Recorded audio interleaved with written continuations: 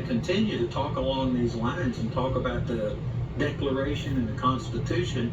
And one of the things we're wanting to get across is that this is a Christian nation. Mm-hmm. It was founded by godly people, not perfect people, but godly people who dedicated this nation to the Lord. It's reflected in these documents. And so let's just start talking about this and counter a lot. Yeah. A lot of people say these are secular documents. Before we do that, I want to take what you just said, this Christian nation.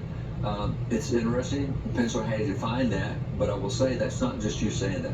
We have 4 U.S. Supreme Court cases where the Supreme Court itself said this is a Christian nation. We have dozens and dozens, literally hundreds of state Supreme Courts and federal courts and courts of appeal make the same thing. So today, when I say that, Tim says that, you said, oh, you guys, you're just making that up. No, this is hundreds. You're a Christian nationalist. See, that's the other thing, is a Christian nationalist. What's wrong with being a Christian and for this nation? Yeah, I'm proud of it. It's important to make a distinction that America's Christian nation is not like any European Christian nation, because that was coercive. The king says you're going to be a Christian, and here's the denomination you have. We were by choice, and it inculcated our culture, and it inculcated. We talked about pilgrims, but we didn't talk about the fact that there were 5 Bible verses used to create the free market system. So our economic system, it comes out of the Bible. The things we teach, we're talking even about the due process, how so much of that comes out of the Bible. So the Bible has shaped so much of the culture. We are a Christian nation by voluntary choice, and that's what makes us so different from any other in the world. And this is something, too, going back to where we started earlier this week with Jamestown and Plymouth, going through George Whitefield, the other noted leaders, the First Great Awakening to the Founding Fathers.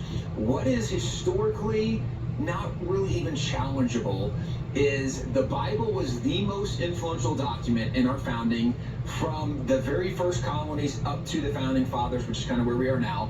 But one of the things we didn't get into a lot, but we teased it a little bit with like a George Whitefield, the most influential document was the Bible, but the most influential voices were the pastors. And today, most Americans have not learned that. But this is something historians documented for generations and maybe even centuries. We have lots of different examples. This is just one called They Preach Liberty that highlights some of the pastors that were very involved. But one of my favorites, we didn't bring it with us this trip, is from Alice Baldwin. She wrote a book called The New England Clergy and the American Revolution. And it's really great because her book came out in 1928. And by way of background, she's also the one that started the women's program at Duke University. She was a professor there in the 1930s, 40s, and 50s. And I'm saying this to give context. She was a really big deal academically speaking. Like a very noted figure, historian.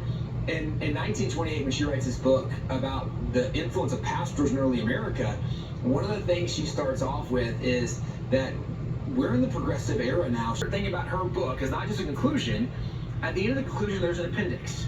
And the appendix, it's actually a listing where it will have the name of a pastor, and then we'll have a paragraph from his sermon that has the right that showed up in the Declaration. She's literally giving the receipts for what they did. And why I say that is because when we talk about America being a Christian nation, when you can historically, unequivocally show the Bible is the #1 influential document in all of the early formation of America, and the most influential voice was pastors, well, what else were you going to be?